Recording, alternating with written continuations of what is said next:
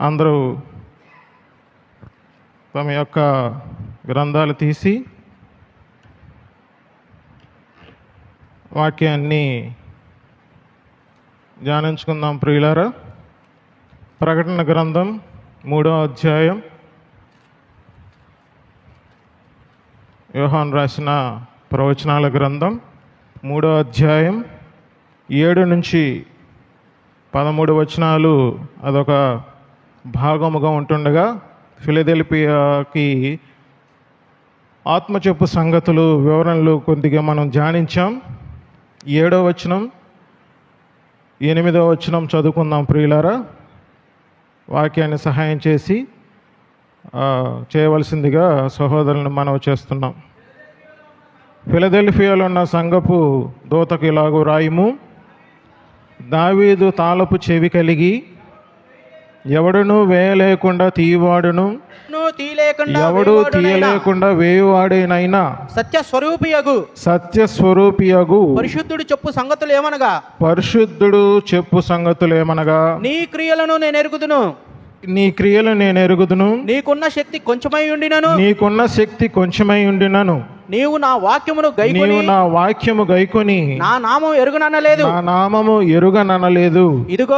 ఇదిగో తలుపు నీ ఎదుట తీసి ఉంచి ఉన్నాను, దానిని ఎవడు వేయనేరడు. మరి ఒక వచ్చిన భాగం కొలస్సీలు రాసిన పత్రిక 1వ అధ్యాయం.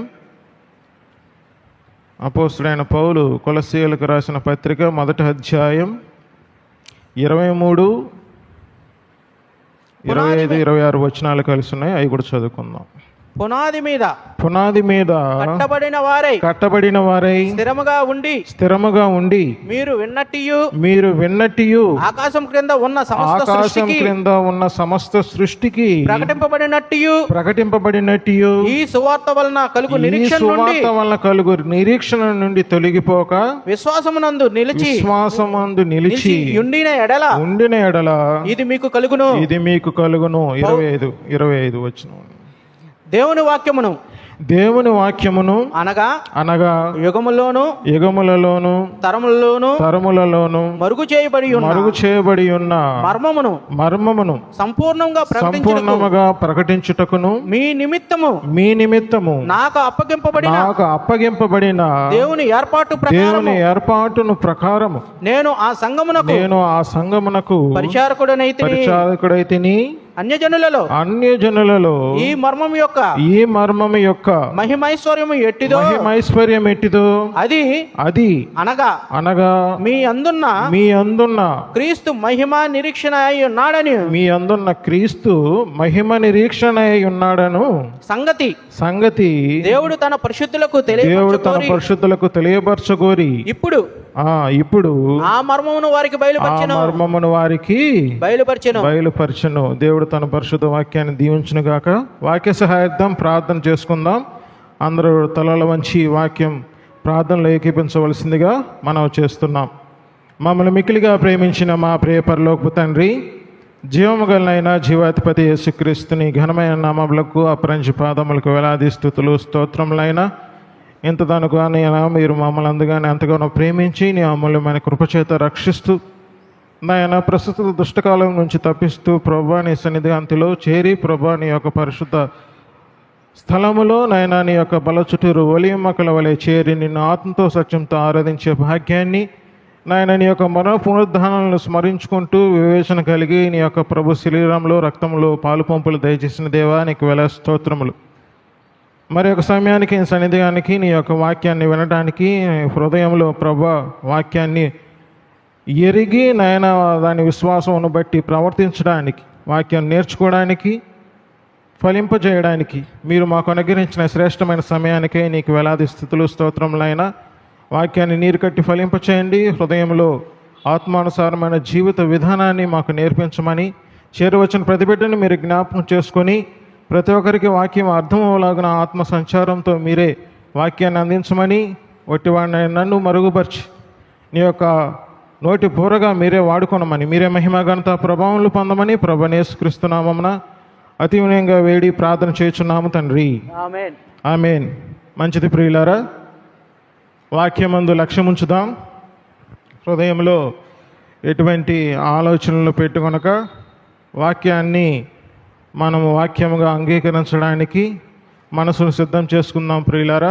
ఎందుకంటే వాక్యం గైకొనాలని అంటే ఖచ్చితంగా మనం వాక్యాన్ని అంగీకరించడానికి మనసు సిద్ధపరచవలసిన అవసరం ఎంతైనా ఉంది. కాబట్టి మనం గత దినాలలో ధ్యానించిన రీతిగా ఫిలదెల్ఫియా అంటే మనం ఒక హెబ్రీ వర్డ్ అది. దాన్ని మనం 2 భాగాలుగా విభజిస్తే ఫిలియో అంటే ఎడల్ఫో అంటే మనం తెలుసుకున్నాం. ఏంటది చెప్తారా పిల్లలు? ఫిలియో అంటే ప్రేమ, ఎడల్ఫో అంటే సహోదరుడు, ఫిలదెల్ఫియా అంటే సహోదర ప్రేమ అని మనం ధ్యానించాం ప్రియులారా. ఆ సహోదర ప్రేమ కలిగిన సంఘం దూతకి దావీదు తాళపు చెవి కలిగి ఎవడునూ వేయలేకుండా తీయవాడును, ఎవడునూ తీయలేకుండా వేయవాడినైన ఆత్మస్వరూపియగు పరిశుద్ధుడు. ఎవరండి ఆయన? ఎవరు? ఆత్మస్వరూపియగు పరిశుద్ధుడు ఎవరు? ఎవరండి? వినపడట్లా, ఒక్కరు చెప్పినా వినపడిద్ది కదా. ఆత్మస్వరూపియగు ఎవరు? పరిశుద్ధాత్మ దేవుడు ప్రియులారా. కరెక్ట్. పరిశుద్ధాత్మ చెప్పు సంగతులు ఏమనగా ఏమని చెప్తున్నాడు? ఎవరైతే సహోదర ప్రేమ కలిగి ఉన్న సంఘం ఉందో ఆ సంఘం ఏమై ఉంది? నీ క్రియలు నేను ఎరుగుదునని చెప్తున్నాడు. నీకున్న శక్తి కొంచెమై ఉండినను నీవు నా వాక్యము గైకొని నా నామము ఎరుగననలేదు అంటున్నాడు.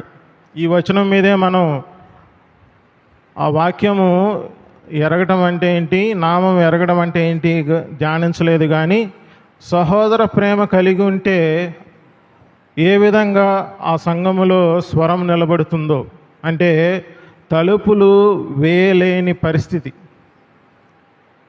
ప్రభువైన యేసుక్రీస్తు వారు ఇదే కింద లవోదికయ సంఘంలో ఎక్కడున్నాడు?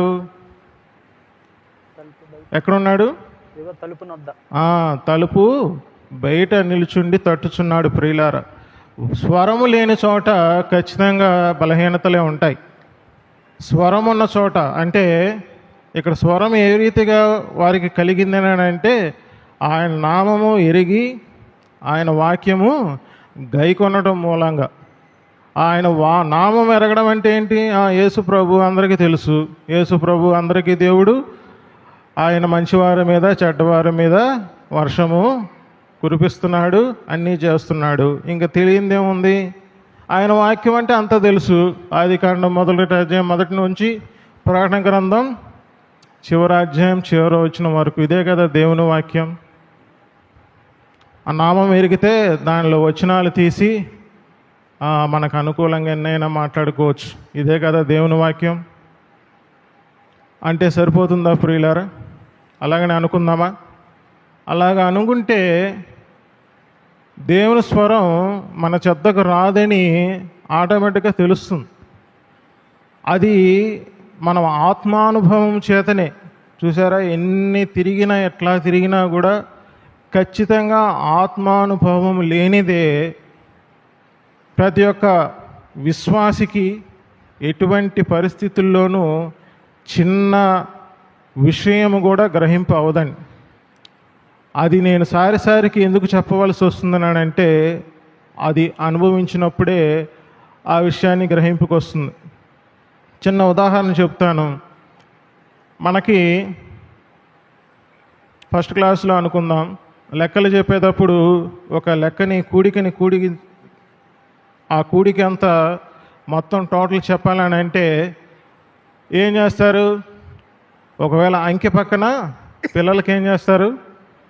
గీతలు గీసి అవి ఎన్ని ఉన్నాయో కౌంట్ చేసి మొత్తం కిందని చెప్తారు. సరే, 3వ తరగతికి వచ్చాడు. అదే వ్యక్తి ఏం చేస్తాడు? చేతులు పెట్టి ఒకవేళ వేళ్ళు ఉంటే వేలుతో లెక్కేస్తాడు. అవసరమైతే ఏం వాడతాడండి? అంటే ప్రత్యక్షంగా కనబడే ఆ యొక్క లెక్క ఎక్కడ ముద్రించబడుతుంది? ఖచ్చితంగా మనసులు ముద్రించబడాలి. మనసుతో మనం ఆలోచించాలి, లేకపోతే హృదయంతో మనం ఆలోచించాలి. అలాంటప్పుడే ఆ వాక్యము కానీ లేకపోతే మనం ఇప్పుడు చెప్పుకుంటున్న ఆ లెక్క కానీ మనకి రిజల్ట్ వస్తుంది. మనకి ఇవన్నీ ఎందుకులే, క్యాలిక్యులేటర్ ఉంది కదా. ఇప్పుడు మనకి క్యాలిక్యులేటర్ వచ్చేసింది. మనకి ఆ లెక్కలు వచ్చినా రాకపోయినా టకటక క్యాలిక్యులేటర్లు కొట్టి మనం చేసేస్తున్నాం. మరి ఆ ఐశ్వర్యాన్ని కూడా దేవుడు మనకు అనుగ్రహించాడని అంటే దాంట్లో ఉన్న మనకి హృదయంలో గోచరమయ్యే విషయాన్ని బట్టే అది విషయ పరిజ్ఞానం అవుతుంది. ఒకవేళ తండ్రి పట్ల కుమారుని కొన్ని ప్రేమ కుమారుడు అడగాలంటే తాను చేసే క్రియలను బట్టి ఎరగాలని అంటే ఖచ్చితంగా హృదయంలో అర్థం అవ్వాలా వద్దా? ఏమన్నా అర్థం అవ్వాలా? ఖచ్చితంగా అర్థం అవ్వాలి. అర్థమవుతేనే ఆ విషయాన్ని తాను తండ్రి ఎంత ప్రేమిస్తున్నాడనేది గుర్తెరుగుతాం. అదే రీతిగా దేవుని వాక్యం మనము ఎరగాలని అంటే ఖచ్చితంగా హృదయానికి గోచరం కావాల్సిందే. దాన్నే మనం ఆత్మానుభవం అని ఖచ్చితంగా ఆత్మ ప్రభు మనకు బోధిస్తున్నాడు. ప్రియులారా, ఆత్మానుభవం అంటే మరొకసారి చెప్తున్నాను, ఆత్మానుభవం అంటే హృదయంలో కలిగే ప్రత్యక్షత మనసు ద్వారా శరీరంలో ఏమవ్వాలండి? సాక్షాత్కరించాలి కదా. కొరింథీయులకు రాసిన 2వ పత్రిక 4వ అధ్యాయం 5వ వచనం 10వ వచనం చదువుదాం ఒకసారి. కొరింథీయులకు రాసిన పత్రిక 2వ పత్రిక 4వ అధ్యాయం 5వ వచనము 10వ వచనం. అంధకారములో నుండి వెలుగు ప్రకాశించును గాక అని పలికిన దేవుడే తన మహిమను గూర్చిన జ్ఞానమును యేసుక్రీస్తునందు వెల్లడిపరచుటకు మా హృదయములలో ప్రకాశించెను. మా అంటే మన హృదయములలో ప్రకాశించెను. 10వ వచనం. యేసుక్రీస్తు యొక్క జీవము మా శరీరమందు ప్రత్యక్షపరచబడుటకై యేసు యొక్క మరణానుభవమును చాలు మా జీవమందు అంటే మా శరీరము జీవముగా ప్రత్యక్షం అవ్వాలంటే, శరీరమందు ప్రత్యక్షం అవ్వాలంటే మొదట హృదయంలో ఏమవ్వాలండి? ఏమవ్వాలి చెప్పండి. చెప్తే కానీ వాక్యం రాదు. నిద్ర వస్తుందా? ఉదయమే కదా అయింది, అప్పుడే నిద్ర ఎలా వస్తుంది?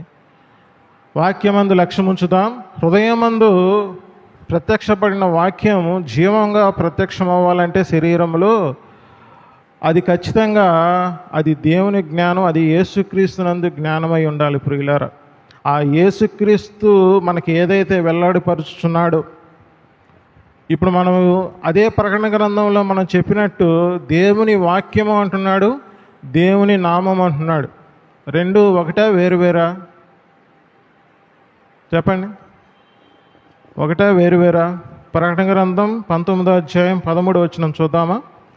ప్రకటన గ్రంథం 19వ అధ్యాయం 13వ వచనం.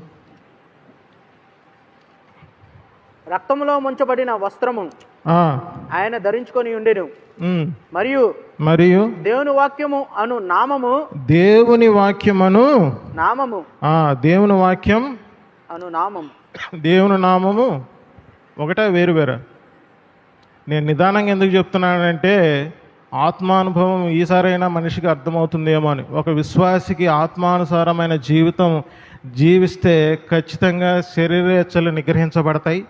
శరీరానుసారమైన ప్రవర్తన సంఘంలో విశ్వాసి చేయడు. ప్రియులారా, ఆ భయం కలిగి ప్రవర్తిస్తాడు. ఖచ్చితంగా ఈసారి ఎందుకు చెప్పవలసి వస్తుందనంటే ఇకనైనా మనం ఆ పరిపూర్ణతలోకి, ఆ సంపూర్ణతలోకి, క్రీస్తు అనుభవించు ఆ మహిమ నిరీక్షణ ఏంటో ఈరోజు దేవుడు మనకి వెల్లడిపరుచుచుండగా మన హృదయాలన్నీ ఆ రీతిగా వెలింపబడి ఆ పోలికలోనికే దేవుడు మార్చడానికి దేవుడు మనకి ఇచ్చిన అవకాశాన్ని మనం సద్వినియోగం చేసుకుందాం. కాబట్టి దేవుని నామము అన్నా వాక్యం అన్నా వేరు అవునా కాదా? వేరు కాదు ప్రియులారా. దేవుని నామమే దేవుని వాక్యమయం. ఇప్పుడు చదువుకుందాం చూడండి. కొలసీలు రాసిన పత్రిక 1వ అధ్యాయం 27వ వచనమా 25వ వచనం. దేవుని వాక్యమును అనగా యుగములలోను తరములలోను మరుగు చేయబడి ఉన్న మర్మమును సంపూర్ణముగా ప్రకటించుటకును మీ నిమిత్తము నాకు అప్పగింపబడిన దేవుని ఏర్పాటు ప్రకారము నేను ఆ సంఘమునకు పరిచారకుడనైతిని. అన్ని జనులలో ఈ మర్మము యొక్క మహిమైశ్వర్యం ఎట్టిదో అది అనగా మీ యందున్న క్రీస్తు మహిమ నిరీక్షణ ఉన్నాడను. చాలు, మహిమ నిరీక్షణ ఉన్నాడు. చాలు. దేవుని వాక్యము అంటే దేవుని నామము అని అందాం, దేవుని వాక్యము అని అందాం. దేవుని నామం ఎరిగిన వారు, దేవుని వాక్యం ఎరిగిన వారు. అది ఏంటంటే యుగములలో తరములలో మరుగు చేయబడిన ఏమంటున్నాడు, మర్మం అంటున్నాడు. వాక్యాన్ని మర్మం అంటున్నాడు. ఆయన నామము కూడా మర్మముగానే ఉంది. మరి ఆ నామ మర్మాన్ని లేదా ఆ వాక్య మర్మాన్ని మనకు తెలియపరుస్తున్నాడా లేదా ఆత్మప్రభు? ఖచ్చితంగా చెప్తున్నాడు కదా. ఫిలదెల్ఫియా సంఘంలో వాళ్ళు ఏ రీతిగా నడుచుకొనుచున్నారో ఆ రీతిన ఖచ్చితంగా ఆ దావీదు తాళపు చెవి కలిగిన ఆ సత్యస్వరూపయోగ ఆత్మ, ఆ పరిశుద్ధుడు చెప్పు సంగతులు అవి ఏంటంటే దేవుని వాక్యము యుగయుగములలో తరతరములలో మరుగు చేయబడిన మర్మము. అదే మనం ఈ కొలసీలు రాసిన పత్రిక 2వ అధ్యాయం 2వ వచనంలో దేవుని మర్మమైన క్రీస్తు. ఇదే వచనంలో మన కిందకి చదువుతున్నట్లయితే దానిని ఈ దేవుని ఏర్పాటు అంటున్నాడు. ఆ ఏర్పాటే గృహ నిర్వాహకత్వం. ప్రియులారా, అంటే క్రీస్తును మనం ఎంతగా నేర్చుకుంటున్నామో ఆటోమేటిక్గా ఆయన నామము ఎరుగని అనకుండానే మనం గృహ నిర్వాహకత్వ విషయంలో ఏర్పాటుని మనం అనుసరిస్తున్నామని దాని అర్థం. అంటే దేవుని యొక్క విశ్వాసి దేవుని యొక్క జీవిత విధానములో తాను నేర్చుకున్న సంగతి ఖచ్చితంగా అది గృహ నిర్వాహకత్వమై ఉండాలి. ప్రతి ఒక్క విశ్వాసి గృహ నిర్వాహకుడు నేర్పిస్తున్న సంగతులు. పౌలు భక్తుడు కొలస్సీలు రాసిన పత్రికలో వాళ్ళకి దేవుని ఏర్పాటు ప్రకారము ఆయన సంఘానికి ఏ రీతిగా పరిచారకుడు అయ్యాడో ఆ యొక్క మర్మాన్ని ఏ రీతిగా అది మహిమ ఐశ్వర్యం అంటున్నాడు. ఆ మహిమ ఐశ్వర్యాన్ని దేవుడు కలగజేయడానికి దేవుడు మనకి అంటే ప్రభువైన యేసుక్రీస్తు వారు ఏమై ఉన్నాడు, మనకి మహిమ నిరీక్షణ అయి ఉన్నాడు. ప్రియులారా, మరి మహిమ నిరీక్షణ అనేది మనకు ఎలా కలుగుతుంది? దేవుడు మహిమ నిరీక్షణ అనేది మనం ఎలాగ ఆస్వాదిస్తాం లేకపోతే అనుభవిస్తాం? ప్రియులారా, లేవియాకాండం మనం ధ్యానించాం. 9వ అధ్యాయము 23, 24 వచనాలు మనం గమనించినట్లయితే అహరోను, మోషే వాళ్ళ పిల్లలు కూడా వారందరూ కూడా ఏం చేస్తున్నారు? అతి పరిశుద్ధ స్థలంలో ప్రవేశించి పరిశుద్ధ స్థలంలోనికి మరిగే తిరిగి వచ్చినప్పుడు వాళ్ళు చేసిన ఏర్పాటు, ఆ ప్రక్రియను బట్టి, ఆ అర్పణం బట్టి ఏమైంది? అక్కడ యెహోవా మహిమ కనబడింది. ఆ మహిమ కనబడిన వెంటనే ఆ బలి ద్రవ్యం మీదను ఆ కృపంతటిని దేవుడు పైనుండి అగ్ని వచ్చి దహించగానే వాళ్ళందరూ కూడా కృతజ్ఞతాస్తులు చెల్లించారు. మరి వారికి ప్రాక్టికల్గా కనబడింది. ప్రాక్టికల్గా కనపడిన మనం ఏమని చెప్పుకున్నాం? అది హృదయంలో విశ్వాసం ఉంచకపోతే ఆ మహిమ ఎట్టితో ఎవరికి తెలియదు. ప్రియులారు, వాళ్ళు అది ఎరగలేదు కనుకనే వారు ఇంకనూ కూడా ఆ విశ్వాసాన్ని, ఆ వాగ్దానాన్ని, వాగ్దాన ఫలాన్ని, ఆ విశ్రాంతిని అనుభవించలేకపోతున్నారు. ఆ నిత్య జీవం గురించిన నిరీక్షణ అయిన క్రీస్తుని ఇప్పటికి కూడా అనుభవించలేని పరిస్థితి ఉంది. కానీ మనకి దేవుడు ఈ లేఖనాల ద్వారా మహిమ నిరీక్షణ అయిన క్రీస్తు యుగయుగములో తరతరములో మరుగు చేయబడిన మర్మముగా దేవుడు మనకి ఈ సత్యస్వరూపి యొక్క పరిశుద్ధాత్మని ద్వారా మనకి విషయాలు బయలుపరుస్తున్నాడు. ప్రియులారా, ఇదంతా కూడా ఆత్మానుభవం చేత కలగని పక్షంలో ఏ ఒక్క విశ్వాసి కూడా అనుభవించలేడు. ఒక విశ్వాసి లేకపోతే జీవములో నుంచి మానవుడు వేరైన తర్వాత మరలా ఆత్మ వెలిగింపబడిన తర్వాత మరలా దేవుని ఆత్మ చేత మన యొక్క జీవం లింకప్ అయినప్పుడు విశ్వాసి ఆ దేవుని బిడ్డగా, దేవుని కుమారుడిగా మారుతున్నాడు. ఆ దేవుని కుమారుడిగా మారిన తర్వాత దేవుడు మనకు మూడింటిని యాక్టివేట్ చేస్తాడు. మామూలుగా లోకస్తులకి ఖచ్చితంగా జీవము అనేది యాక్టివేషన్లో ఉండదు. వారికి ఏముంటుంది? హృదయం ఉంటుంది. హృదయంలో ఆత్మ ఉండడు. ఖచ్చితంగా శరీరం ఉంటుంది, ఎందుకంటే శరీరరీతిగా జీవించాలి కాబట్టి. ఒక మానవుడు మనిషి అని ఎలాగ చెప్తున్నాడు అంటే ఆకారాన్ని బట్టి చెప్తాం. మరొకసారి చెప్తున్నాను, జీవం వెలిగింపబడదు లోకస్తుడికి. ఆత్మ అంటే నరుని ఆత్మ ఉంటుంది, కానీ దానిలో దేవుని ఆత్మ నివాసం ఉండడు హృదయంలో.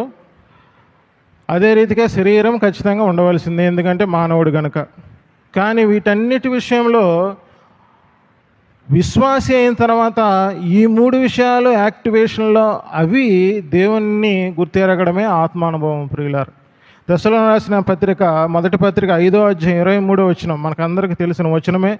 చాలాసార్లు మనం అది ధ్యానిస్తూ వస్తున్నాం. చూడండి ఒకసారి, దశలో రాసిన మొదటి పత్రిక 5వ అధ్యాయం 23వ వచనం. సమాధానకర్తయగు దేవుడే, సమాధానకర్తకు దేవుడే మిమ్మును సంపూర్ణముగా పరిశుద్ధపరచును గాక. సంపూర్ణంగా పరిశుద్ధపరచాలంటే ఏం కావాలి?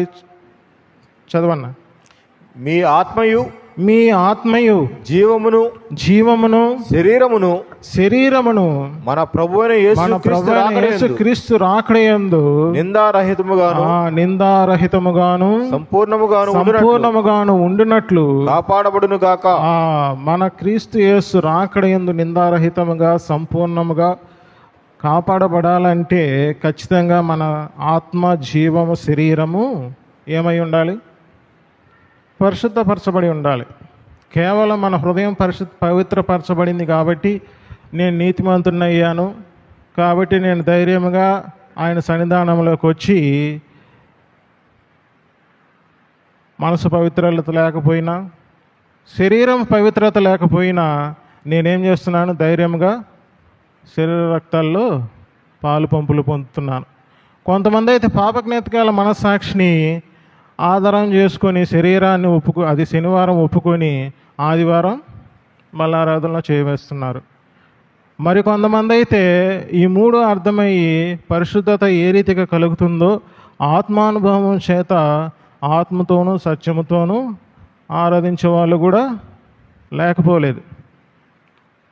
వాళ్ళు లేకపోతే ఆరాధన లేదు ప్రియులారా. కాబట్టి ఆత్మ ప్రభు ఖచ్చితంగా ఈ మూడు పద్ధతుల ద్వారా విశ్వాసులు ఆ యొక్క శరీర రక్తాలని ఆశ్రయిస్తూ ఉంటారు.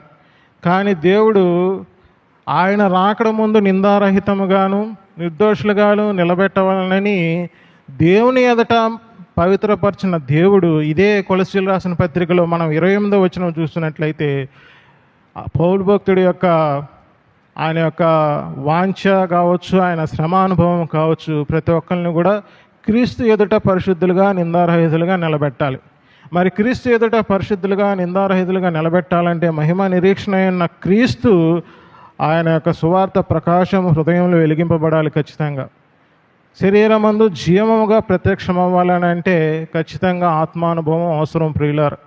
ఆత్మానుభవం అని ఏంటో కేవలం అక్షరార్థంగా తెలుసుకుంటే ఆత్మానుభవం కలగదు. జీవించు విధానం, విశ్వాసం అనేది ఒక ఓడిగానో లేకపోతే ఒక వచనముగానో తీసుకుంటే విశ్వాసం అనేది అర్థం కాదు.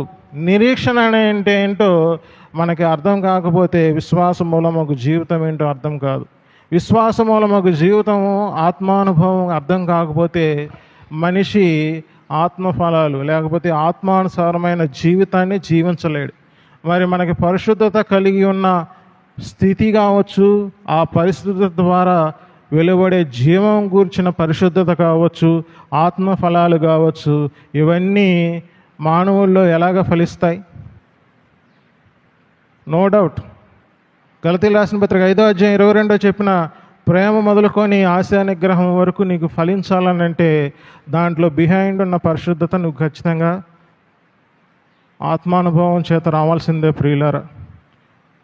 అట్టి అనుభవం కలిగిన వారికి ఖచ్చితంగా ఇప్పుడు చెప్తున్న సంగతులు మరింత నిశ్చయంగా మీరు రూఢిగా నమ్మడానికి బలపడతాయి. లేని పక్షంలో ఆత్మ చెప్పుతున్న సంగతులు మనము విశ్వాసం ఎలా కలుగుతుంది అని అనుమానంతో ఇది ఎలా కలుగును అనే ఆలోచన, అది దృష్టిని ప్రేరణ, అది సాతాను కుయుక్తి ప్రియులారు. అది అయినా మనకు కలిగిందా? ఖచ్చితంగా ఈ ఆత్మానుభవంలోని స్థితికి ఇప్పటికీ కాదు కదా, ఎప్పటికీ మనం రాలేం. ఆ విషయాన్ని గమనించండి.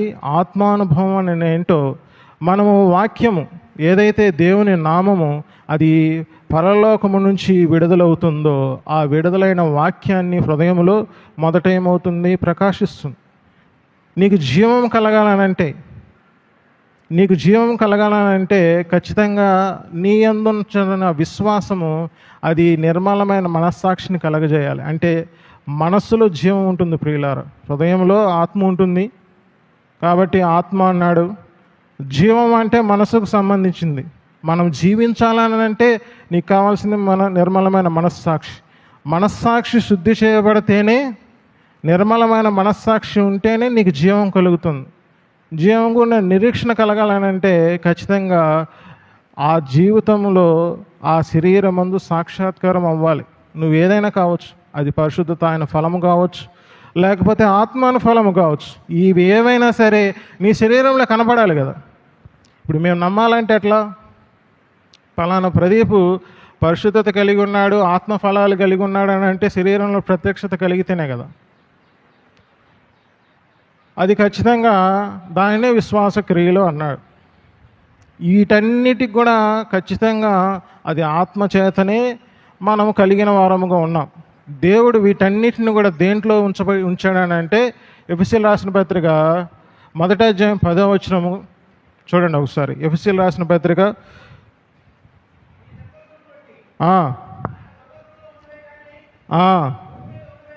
భూమి మీద ఉన్నవి కానీ సమస్తమును క్రీస్తునందు ఏకముగా సమకూర్చవలనని తనలో తాను నిర్ణయించుకున్నాను. ఇదే కొలసీయులకు రాసిన పత్రిక 1వ అధ్యాయం 16వ వచనం కూడా చదవన్నాను. కొలసీయులకు రాసిన పత్రిక 1వ అధ్యాయం 16వ వచనం. ఏలయనగా ఆకాశమందున్నవి భూమి అందున్నవి పరిశుద్ధమైనవి కానీ అదృశ్యమైనవి కానీ అవి సింహాసములైనను ప్రభుత్వములైనను ప్రధానులైనను అధికారులైనను సర్వమును ఆయన యందు సృజింపబడిను, సర్వమును ఆయన ద్వారాను ఆయనను బట్టి సృజింపబడిను. ఆయన అన్నిటికంటే ముందుగా ఉన్నవాడు, ఆయనే సమస్తమునకు ఆధారభూతుడు. ఆయన అన్నిటిలో ప్రాముఖ్యం కలుగు నిమిత్తము ఆయన ఆది నుండి మృతుల్లో లేచుట్లో ఆది సంభూతుడాయను. ఆయన యందు సర్వ సంపూర్ణత నివసింపవలనని. అవి పరలోకమందు కావచ్చు, భూలోకమందు కావచ్చు, అవన్నీ కూడా సమస్తము సర్వ పరిపూర్ణతలోకి, సర్వ సంపూర్ణతలోకి క్రీస్తులో చేయబడ్డాయి. దాన్నే సమాధానపరచబడిన సమస్తం అంటున్నాడు. ఇక్కడ మనం ఇందాక 23వ వచనంలో ఇది మీకు కలుగును అనేది, అది సువార్త వలన కలుగు నిరీక్షణ ద్వారా క్రీస్తు యేసునందు ఉంచవలసిన విశ్వాసము ద్వారా కలిగే సమాధానం ప్రియులార్. ఇదే 1వ అధ్యాయం 6వ వచనంలో మనకి నిరీక్షణ, విశ్వాసము, ప్రేమ. ఈ ప్రేమ అనేది అది శరీరంలో సాక్షాత్కరించవలసిన అనుభవం కదా, అదే ఆత్మానుభవం. అదే ప్లేస్లో మనం సమాధానం పెట్టాలన్నా ఇంకా ఏదైనా సరే ఆత్మానుభవం చేత శరీరమందు మనలో మేనిఫెస్ట్ అయ్యే ప్రతి పరిస్థితిని కూడా అది ఆత్మానుభవం చేత రావాల్సిందే. నీకు కలిగిన నిరీక్షణ అది హెబ్రీయులకు రాసిన పత్రిక, సమయం చాలట్లేదు, రెఫరెన్స్ చెప్తాను, దాన్ని బట్టి మీరు ధ్యానించండి. 6వ అధ్యాయం 19వ వచనంలో అతి పరిశుద్ధ స్థలంలో ప్రవేశించబడిన నిరీక్షణ, దాన్నే ఇదే కొలసీయులకు రాసిన పత్రిక 6వ అధ్యాయం 23వ వచనంలో సువార్త వలన కలుగు నిరీక్షణ అంటున్నాడు. దాన్నే గలతీయులకు రాసిన పత్రిక 5వ అధ్యాయం 5వ వచనం. ఇది చదవండి. 5వ అధ్యాయం 5వ వచనం. గలతీయులకు రాసిన పత్రిక 5వ అధ్యాయం 5వ వచనం. ప్రియులార్, ఎలయనగా మనము విశ్వాసము గలవారమై నీతి కలుగునని నిరీక్షణ సఫలమగునని ఆత్మ ద్వారా. ఖచ్చితంగా ఆత్మ అవసరమే ప్రియులారా. మీరు పరిశుద్ధాత్మ దేవుడు ఆత్మ ఆత్మ అంటున్నాడు, ఇతను ఏంది పెంతుకొస్తానని అనుకోబాకండి. మనము ఆత్మ ద్వారానే మనం ఆరాధించగలం. మన జీవితమే ఒక ఆరాధన ఏంటుండగా విశ్వాస మూలమగు జీవితం జీవించాలని అంటే ఖచ్చితంగా నీ హృదయంలో కాదు కానీ నీ యొక్క జీవితంలో సాక్షాత్కరించవలసిన అనుభవం అది ఆత్మానుభవమే ప్రియులారా. కొరింథీయులకు రాసిన 2వ పత్రిక 6వ అధ్యాయం 16-18 వచనంలో నీలో వారిలో ఉండి నివసించి సంచరిస్తున్నాను అంటున్నాడు. ఆయనే ఆత్మ ప్రభు, పరిశుద్ధాత్మ ప్రభువు మాత్రమే కాదు, దేవుని ఆత్మ అయి ఉన్నాడు, దేవుడై ఉన్నాడు ఆయనే. క్రీస్తు కూడా దేవుని ఆత్మగా మన హృదయంలో నివసింపచేసి మహిమ నిరీక్షణ ద్వారా మనల్ని విశ్వాసాలని జీవింపజేస్తూ ప్రత్యక్షపరచుకుంటున్నాడు. దాన్నే విశ్వాస సంబంధమైన దేవుని ఏర్పాటు. గృహ నిర్వాహకత్వం అంటే అదే తిమోతి రాసిన 1వ పత్రిక 1వ అధ్యాయం 3వ వచనంలో విశ్వాస సంబంధమైన దేవుని ఏర్పాటు ప్రియులారా. ఈ ఏర్పాటు కలగడం అని అంటే ఆత్మానుసారంగా జీవించడమే. ఆత్మానుసారంగా జీవించని పక్షంలో ఖచ్చితంగా ఏముండదు, క్రమం ఉండదు ప్రియులారా. మరొకసారి తెలియజేస్తాను, గలతీయులకు రాసిన పత్రిక 5వ అధ్యాయం 25వ వచనంలో మనం ఆత్మానుసారంగా జీవిస్తే మనం క్రమం కలిగి ఖచ్చితంగా ఉంటాం. లేని పక్షంలో శరీరానుసారమైన పరిస్థితులే మేనిఫెస్ట్ అవుతాయి, దానిపైనే ఉన్నాయి. 18-19 వచనాలు శరీరంగా మనం యాక్టివేషన్ చేసుకుంటే మన జీవితంలో మేనిఫెస్ట్ అయ్యే క్రియలన్నీ అక్కడ ఉన్నాయి. ఆత్మానుసారంగా మనం జీవిస్తే మేనిఫెస్ట్ అయ్యే ఆత్మ ఫలాలన్నీ, ఆత్మ ద్వారా జీవించే పరిస్థితులన్నీ 22వ వచనం నుంచి ఉన్నాయి ప్రియులారా. అవన్నీ కూడా ఆత్మ ద్వారానే మనకి కలుగుతున్నాయి కాదా?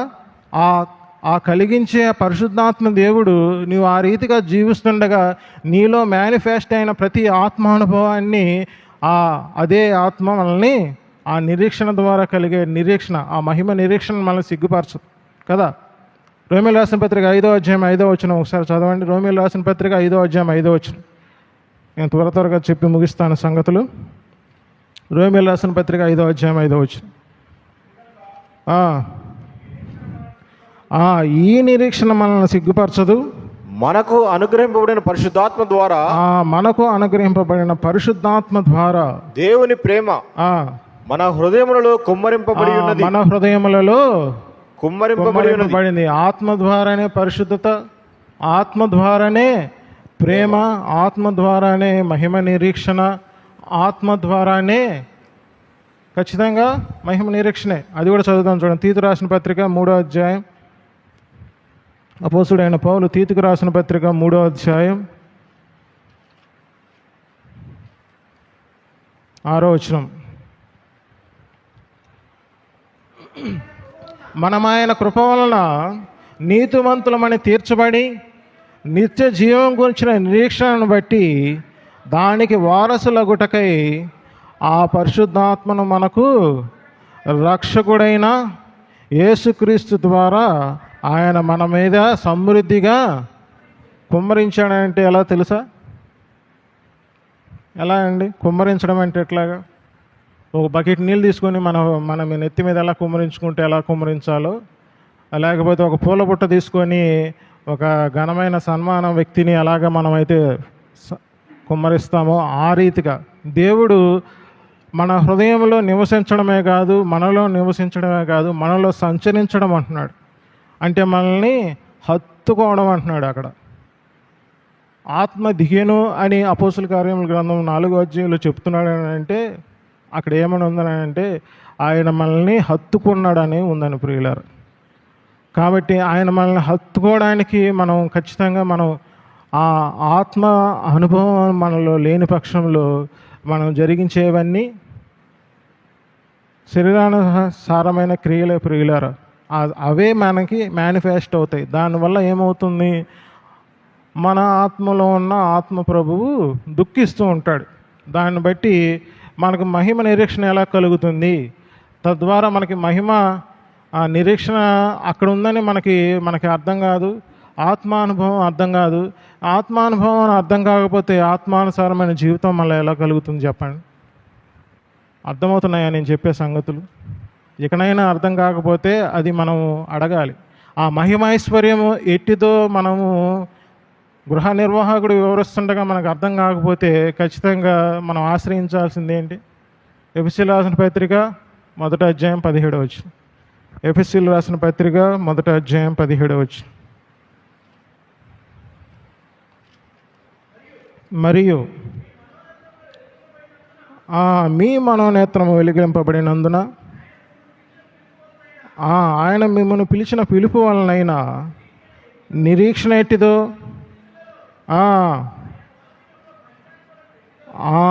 ఆయన చెప్పండి, మళ్ళీ ఒకసారి చదవండి. ఆయన స్వాస్థ్యం యొక్క మహిమైశ్వర్యం ఎట్టిదో ఆయన క్రీస్తునందు వినియోగపరచ బలాతిశయమును బట్టి విశ్వసించు మనయందు ఆయన చూపుచున్న తన శక్తి యొక్క అపరిమితమైన మహత్యం ఎట్టిదో మీరు తెలుసుకొనవలనని మన ప్రభువైన యేసుక్రీస్తు యొక్క దేవుడైన మహిమా స్వరూపియగు దేవుడు ఎవరిని తెలుసుకోవడానికి, ఆ మహిమా స్వరూపియగు దేవుణ్ణి తెలుసుకోవడానికి చదవనా, తన్ను తెలుసుకుటయందు మీకు జ్ఞానమును ప్రత్యక్షత గల మనస్సు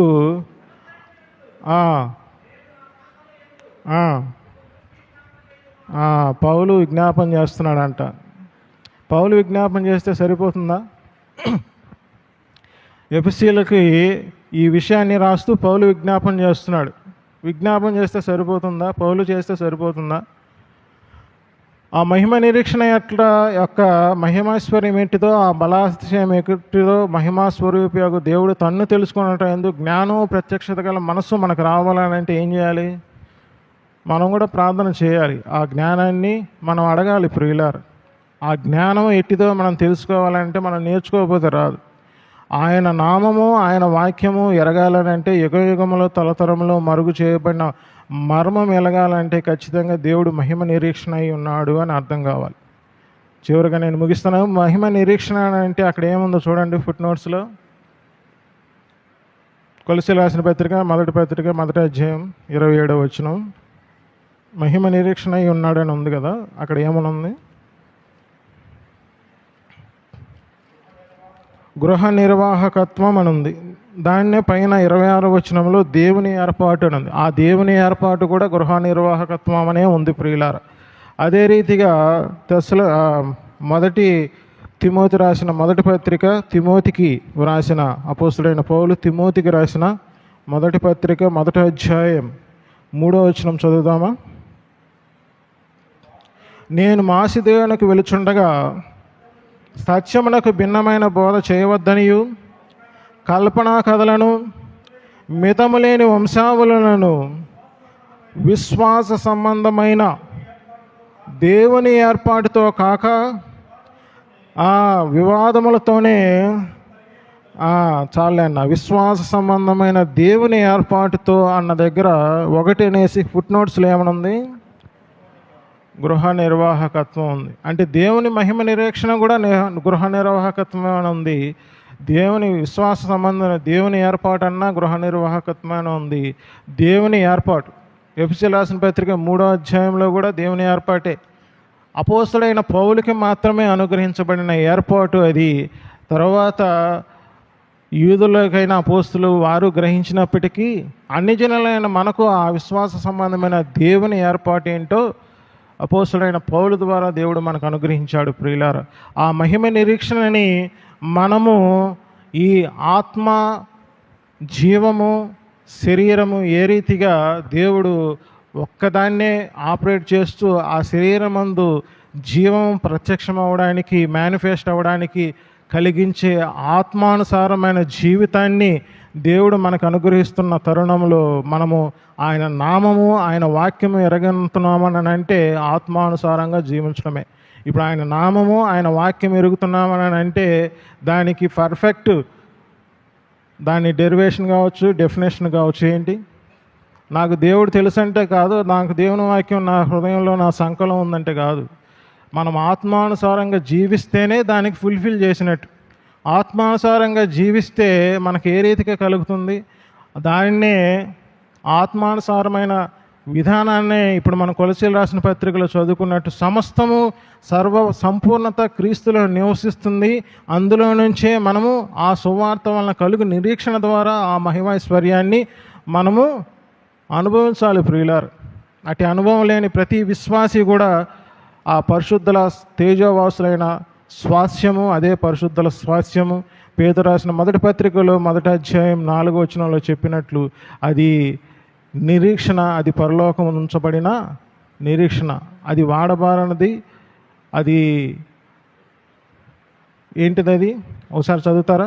తిమోతి రాసిన పేతురు రాసిన మొదటి పత్రిక 1వ అధ్యాయం 4వ వచనం.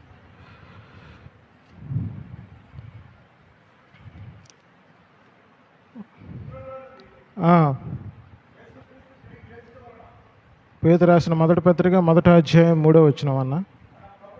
మన ప్రభువు యేసుక్రీస్తు తండ్రి అయిన దేవుడు స్తుతింపబడును గాక.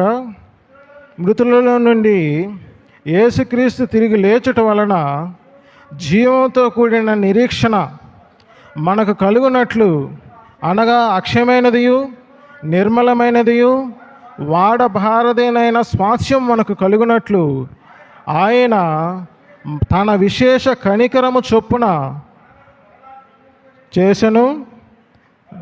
కడవరి కాలమందు బయలుపరచుటకు సిద్ధముగానున్న ఆ రక్షణ మీకు కలుగునట్లు విశ్వాసము ద్వారా దేవుని చేత కాపాడుబరు మీ కొరకు ఆ స్వాస్థ్యం ఏదైతే అక్షయమైనది నిర్మలమైనది వాడబారదైన స్వాస్థ్యం ఉందో ఆ స్వాస్థ్యము ఎక్కడ భద్రపరచబడింది?